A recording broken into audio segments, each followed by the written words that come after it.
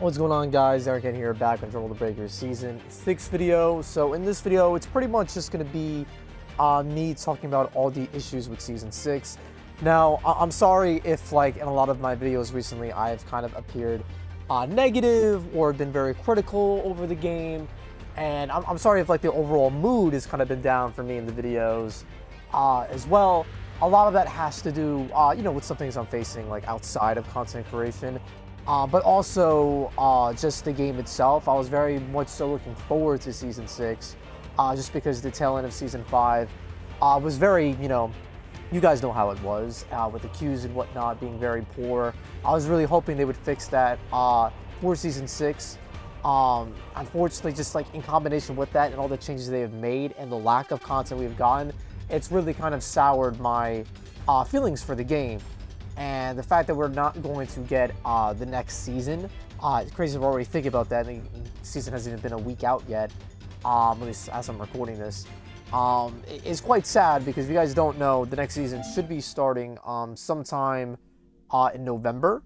So let me go ahead and talk about that really quick. But overall, let me just show you guys the content that we have gotten for this game in the past, right? So in the past, we have been given roadmaps. And in these roadmaps, they have provided information and promises of what we would get each season. Now, granted, they have not given us a roadmap in some time. I think the last time they gave us one was maybe like in February of like last year. And all they did was just put like Vegeta here and didn't like say the transfers that we're going to be getting or that we got like that season. So this is kind of the expectation that they've set upon us. Now, to be fair, they didn't give us a roadmap for 4, 5, and 6. It would be nice if they did, but they set the precedent that we would always get one new raider, and that would be purchased through TP tokens. We would get 3 survivor skins every season, 2 that would be available through purchase via TP tokens, and 1 that would be available for free via the Dragon tier, and a new map, additional transfers, customization items through the shop, and this I feel like has been a little like a bit of a mixed bag. They typically were guaranteeing like a new feature. So for Season 2, I believe that was the Xenoverse 2 linkage update. For Season 3, I believe that was the PTS server. And then for Season 4, I'm not too sure what it was. You could argue maybe it was like the reporting feature or like super transfers. Season 5 was obviously crossplay, and in Season I mean, I guess leaderboards, to be fair, if we already give them, you know, the benefit of the doubt there, leaderboards would have been the new feature for Season 6. But in terms of a new map, obviously we did not get that this season. In terms of the 3 survivor skins, we did get 3 survivor skins, but we got none via the Dragon tier, which is very disappointing. But anywho, let me show you guys what I wanted to show you in game. So if you guys don't know, a good way to kind of determine when the next season is going to start is by looking at the Spirit Siphon volume banner. So what some people have actually brought to my attention that I was not aware of is that this is the first Spirit Siphon volume banner that does not feature the transfers from the previous season. Yes, so Vegeta Blue, Goku Black, Rose, Super Gogeta, Full Power Super Saiyan Broly, and I might be forgetting some of the transfers from last season, but pretty much any of the new transfers of Super Saiyan 2 Trunks, any of the new transfers that were released last season and their skills are not featured on this banner. So what does this mean? Basically, if you missed anything in the last season, or you just skipped the banner and you didn't summon, you can no longer get those things. They're just not in the game currently. I think if we even look at this banner, I don't believe that like Super Saiyan 2 Trunks is Full Power Super Saiyan Broly on here. No, I don't believe so. Yeah, Super Saiyan Broly from Season 4 is here, but nothing from Season 5 is featured on any of the banners. Now, I don't know if this is something that they're just doing for this first banner, but from my understanding, it appears that they have completely locked out all of the content from Season 5. Now, for me, fortunately, I mean, I guess fortunately enough, even though I went crazy deep on a lot of the banners, as you guys know, and I get shafted all the time, I missed Vegito Blue's passive skill, right? And I actually missed some skills from Season 4 as well, but as you guys know, I eventually pulled them in Season 5, like Shocking Speed, which was Gogeta's skill that I've yet to showcase, actually. And then Broly's passive that lets you have like 30 or 20 seconds added to your downtimer that we showcased with Nano, because he pulled it and I didn't. But I eventually pulled those skills because they were available on subsequent banners released in the future. For some reason, they've completely locked out the skills and the transfers that were released in Season 5. I don't know why. So I mean, this video is about the issues with Season 6. So kind of just to break it down into a list, one of the big issues is that we did not get a new map. Now, I understand some people are of the opinion that it's not that big of a deal, doesn't matter that much. Oh, the last map wasn't that great, so I don't really care. I'd rather no map than a good map. I just simply hard disagree with that. Like, I just hard disagree with that. I don't care if it was the sloppiest, awfulest, terrible map ever made. Genuinely, I do not care. I would rather have it than not, because having it at least adds variety, some spice and flavor to the game, bro. We got a new Transphere, being the Super Saiyan 3 Goku. He doesn't even feature a new super attack. Dragon Fist, they made it an active skill, which, you know, is cool, sure, if you can pull it, but why not just make it both? Why not just make it both? Why limit it to being an active skill alone? It makes no sense to me. But beyond that, of course, we did not get a new map.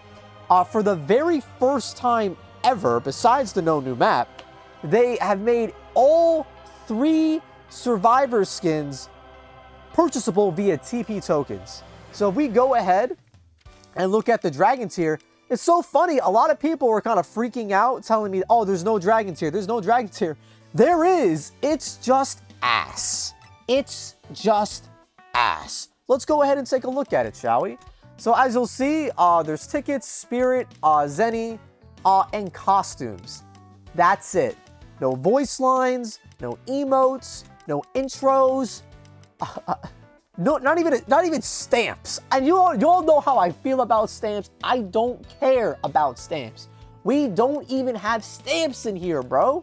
We don't even have stamps. This is probably why they didn't talk about it during the live stream, because it sucks. And they probably knew it sucked. And that's why they didn't want to talk about it.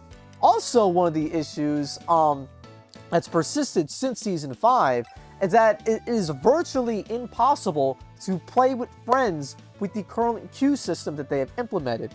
So it's been a rumor that they have implemented, you know, region lock without telling us, and even coastal lock without telling us. Now, what does this mean? How does this affect the queue? Well, I live in the East Coast. If you live in the West Coast, it's going to affect the queue, and the queue could go to 5 minutes and 10 minutes or longer. If you live in a different country, if you live in the UK, you try to play with me, we try to queue up and start a game, we're not going to find a game. The only way you're going to be able to reliably play with friends in Dragon Ball: The Breakers is in practice mode. Now, why does that suck? You need 7 people. If you do not have 7 friends, you will not be able to play a game of Dragon. Actually, I lied. You need 8 people, right? Because it's 7 survivors and then the raider. Yeah, so you need 8 people to play a trial match, to actually play with your friends. This is no rewards, no medals, no Dragon tier medals, no Zenny, no Spirit, nothing. You get nothing from doing practice matches, but a good time playing the game, I guess. Another thing that they did, of course, is the balance patch. They completely just balance patch. They removed the ability to dodge. Now, I know some people were saying, oh, well, you know, dodging was spammable and like it was annoying from the raider perspective. First of all, I think silly, dumb. I'm not even gonna get into that. The one that really grinds my gears the most is the fact that they removed the invincibility frames straight up from the base survivor dodge. Let me show you really quick. So if we go ahead and look at these patch notes here, evasions performed by survivors not in Dragon Change no longer grant invincibility. So the reason why this is completely asinine is because the dodge animation practically serves no purpose. This animation here does nothing to avoid damage. It is a dodge button that doesn't make you dodge. It's as if you hit the X button to jump, but you actually didn't go up in the air. That is essentially what they did here. This is a slide. This is like a roll without the actual invincibility to avoid damage. What is the purpose of this animation if you're not able to avoid anything? If a key blasts hit you while you're doing this, you're going to get hit. If a raider goes to melee you while you do this, you're going to get hit. It serves no purpose. It makes no sense. I don't know, like, again, if you really want to make the argument, let's talk about the dodge thing. If you want to make the argument, like, it's just crazy me they took that out. So, like, typically what you used to do to get this after image is that you would time your vanish, and by timing your vanish, you would get the ability to, like, actually, you know, be invincible and dodge damage. Now, they just added a slide. This is not a dodge. You have no invulnerability frames during this. This is what would happen when you would spam the dodge button. But now, even if you do time your dodge like you normally would, you will just slide.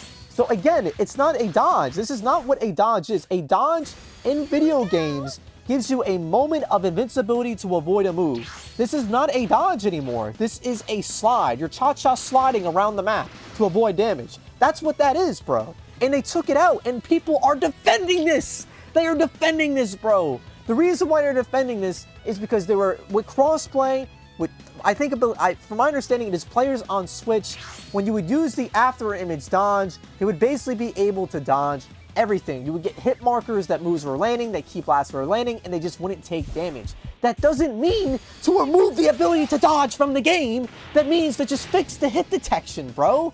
Fix the hit detection, and by them doing this, this just screams to me that they either couldn't do it, or they didn't want to, they didn't have the resources potentially, or they just gave up. I would have rathered me just like not be able to hit Switch players and just like take my L, I guess, or have the ability to dodge. Like that, I would personally rather that than just them completely remove a mechanic from the game, dude. And again, this one, if you really want to argue it, I'll let you argue it, even though I think you're really wrong. I'll let you argue it. You cannot argue this. You cannot argue that this is a good change from the game. This animation, literally, I'm not trying to be, this is not a low tier god bit, literally serves zero purpose. This serves nothing. It does, again, it's as if you hit the jump button, but you actually didn't go up. It makes no sense. What is the point of doing this now? Because it looks, she fell on her face, but like, it makes no sense, bro. Like, and people are defending this. I think honestly, the part that frustrates me the most, and I've made comments about it, I've made posts about it, I think the part that is like most disappointing to me, is that people are defending the game right now, and I understand, I love Dragon Ball The Breakers. This is basically my thoughts. I love Dragon Ball The Breakers. I hope that's very clear. I hope that's very apparent. I'm not, like, I didn't come on here like, oh, damn, time to get on and, like, dog on Breakers, my favorite pastime. Like, no, dude, I play this game, like, basically every single day, right? You want to see how many hours I have on this game? You think I'm coming on here for goofs and gaffs? Like, I love shitting on this game? Bro, I love this game, bro. I love this game. I have an unhealthy amount of hours on this game. I almost have 2,000 hours, bro. Almost 2,000 hours on this game. And people are telling me, like I'm shitting on it and over-exaggerating, dude. Like, it's just, like, if you're conflicted about the dodge change because it was really frustrating as a Raider player, I'll give that to you. I shouldn't give that to you. I'll give that to you. But the people defending the fact that we're not getting a map, that all 3 survivor skins are paid for, when literally, if we really break it down, what these survivor skins are, launch, I don't know, man. I really think it would have been a massive W if they just would have made launch 1 survivor skin, and she counted, like, it's like 2 in 1. But the thing is, Blonde, I don't know if you guys have watched my launch showcase, she literally has the same exact animations as the base survivor. Her roll, her jump, her, like, area destruction animation, everything. The only unique animation she has is her gun. That's it. And they're charging, like, 550 TP tokens for her. And you know what's hilarious? I didn't even realize when I bought her, but Bola actually only cost 500 TP tokens. Give me one sec. Sorry, just get started. So, or did I say Bulma? I might as well say Bulma. She's a Bulma alt skin. And they've actually admitted to it. They admitted to it because what they do for, like, these Bulma alt skins, or, like, even the Oolong alt skin, is that instead of charging 550 TP tokens, a la, like, the usual price for Survivor skins, they charge 500. So if you want to get this, the Snow Gear Bulma outfit, or the, you know, the OG Dragon Ball one, it'll cost 500 TP tokens as opposed to the usual 550. They did that for Bola, so they're literally admitting to the fact that she is a Bulma reskin. Why are we given a Bulma reskin as one of the 3 featured Survivor skins? We literally got this Bulma as an additional Survivor skin in Season 4. And actually, did we get her? I think we got her in Season 5. Yeah, we got these 2 guys in Season 4 as additional Survivor skins, if you wanted them, just to, like, place the skins. They have no unique voice lines or animations or anything like that, but just if you want the skins, right? And then this Bulma skin, I don't think has a unique animation to her either. But now we have essentially 3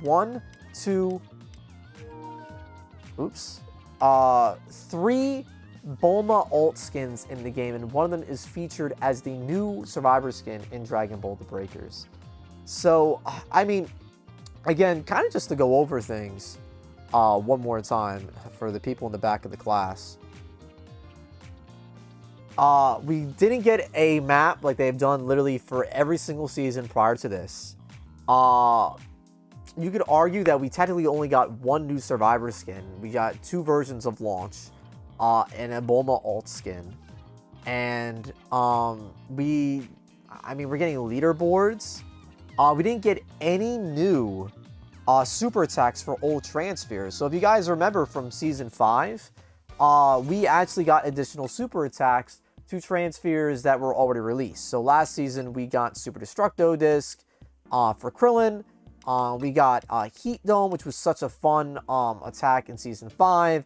And then for Vegeta, we got Final Explosion on Super Saiyan 2. And this season, they didn't even add additional super attacks, which is something that they've been doing, to my understanding, I think since Season 3. So again, we're just getting less content this season. And the only way I could, like, foresee them doing this is maybe for budgetary reasons. This seems like a very, very, very low effort, low budget season. And the only reason why I could see them doing this is they want the 2nd anniversary to be as, like, amazing as possible.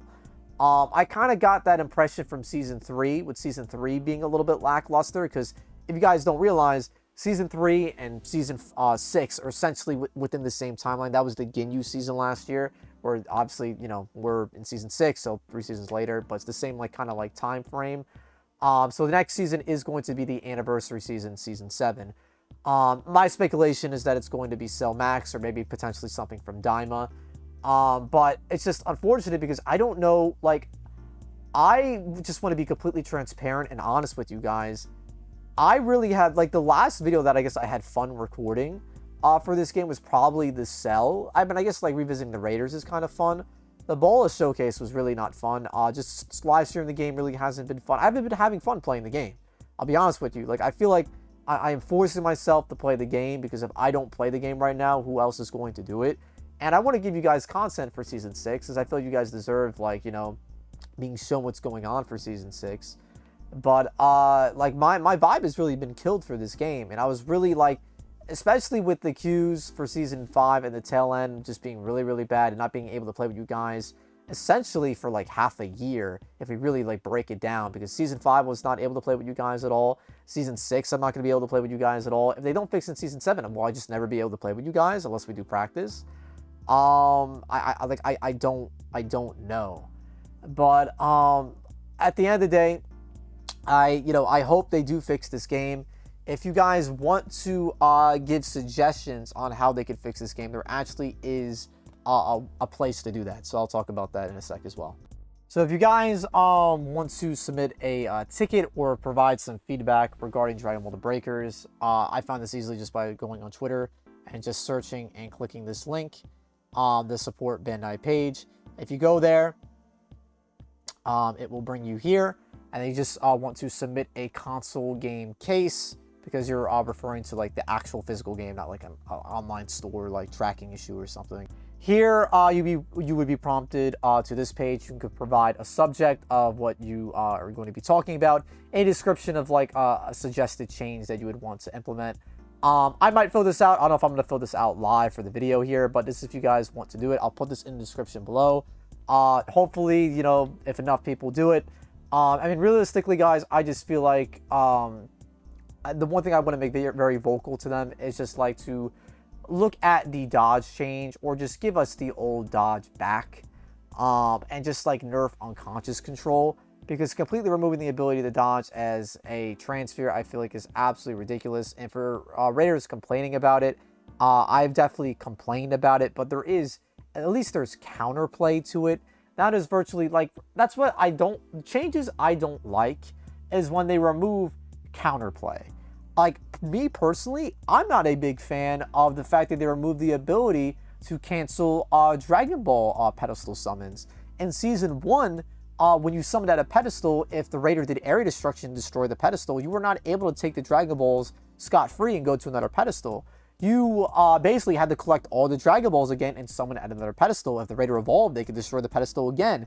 So what this did is that this created a unique scenario where survivors couldn't just Dragon Ball rush and, you know, summon willy-nilly. They would even summon an Area X sometimes, and this could actually trip up Raiders, because sometimes when Raiders would just hear the summoning animation or just hear the sound, they would just instantly go to do area destruction. As you guys know, you can't destroy Area X, so the Raider would be cocked, the survivor would get the transformation, and it was just an interesting way to kind of keep Raiders on their toes. And making summoning in Area X actually means something, because it was a risk. If the Raider was aware of that strategy, they wouldn't use their area destruction right away, and they would go to Area X. But Area X is right next to the STM, so if you defended it enough, the Raider would have to like draw their attention away from the STM. It was just a really interesting like dynamic between Raiders and survivors, and to remove that counterplay, I feel like in scenarios where they were removing counterplay, is just bad and unfun for the game. To me, what it is seeing like the meta is essentially going to become is that just running Trained by an Angel in any passives that just like reduce damage during flight, or just increase your flight speed, because you can't dodge anymore, or you can't dodge reliably anymore. So now you just have to outrun everything is the only option. And those skills are, you know, left to the gacha. So they moved a core game mechanic out in order to like, I guess, up like gacha skills. I don't know, man. It's just like, I used to like kind of parade that this game was free to play friendly, but now I can't confidently say that anymore when they're removing game mechanics that everybody has access to. But yeah, that's just my rant on that. But another thing I would like to see them do is just like, they've gotten better with communication, and I really hope that continues under the new producer. But this is something that they did in Season 3. I don't know if this is what the first season that Kotani was a part of. I believe it was. They gave these event schedules. Typically, to be fair, they only did them at the beginning of the season. They didn't do them periodically for some reason. I really wish they would. But yeah, this is something that they have done in the past. But I really hope they continue to do this just to provide us like some updates of like what is going on and what they have planned. Because right now we got one new Transphere with no new super attacks, essentially one new survivor skin. I mean, if you want to say launch 2, and no new map and a new Raider, and that's really it, guys. That's really it. And I don't think we're going to be getting the Super Saiyan 4s. We are getting the Super Saiyan 4s, by the way, because if you look in the transformations, Vegeta and Goku both have a spot that is blank. So it's very clear and obvious that we will be getting a new skill for them as well, even a new passive skill too. So kind of just want to get all my thoughts out there. I know I uploaded a like rant from stream already, but I kind of just want to like kind of more so do without like the rage and the rant, even if it's like less entertaining. Kind of just have that discussion with you guys and how I feel about the game right now. I mean, this isn't a channel update, but it's like the game, it feels like it's pushing me away. And it's funny because if you would have asked me a week ago, I would have said I would have wished Sparking Zero was coming out later. Just so I would have had more time to like grow and like have Breakers have more time to shine. But at this point, I just want Sparking Zero tomorrow because I just straight up am not having fun with Season 6. And it seems like it's not just me. Stray feels the same way. A long time, you know, Breakers play. A lot of the like Breakers OGs have like kind of like left. Like Goku, for example, as well. I mean, like I was playing like with Dado and Nano recently, and it feels like they were having more fun than I was, just because, you know, they come into the game when like new stuff is added, and I play it, you know, so religiously. It's just I don't know, man. It's tough, dude. It's tough. I mean, I think you know, there's the potential for things to you know, turn around. You know, potentially they can do an update this season, potentially, but if you guys, you know, take a break this season, I totally get it. I think Season 7, I think, is where they're really gonna swing heavy. I would imagine if they went so light this season, it's the only logical thing I could really think about. But I mean, I don't got to go over like the issues and like what they didn't do this season again. It's just kind of it's getting depressing at this point. But that's the video, guys. I'm sorry if this was kind of just a yap fest and there wasn't really much gameplay to be shown here, but I kind of just need to lay my thoughts out for a dedicated video just for my thoughts on this season. But with that being said, that's going to be the video, guys. Leave a like if you enjoyed it. Comment down below your thoughts. And subscribe to our channel for more videos like these. And I'll catch y'all in the next one. Peace out. I was just going to say really quick, dude. We haven't gotten a new episode since Season 3. It's been a year. So, like, we've had these same, you know, homies, like, chilling in the lobby since Season 3. Like, it's crazy to me. Like, if they were going to go so light with the season, why not at least give us a new episode, dude? Like, that would have been cool. Well, I don't know. But that's it. Hopefully things get better.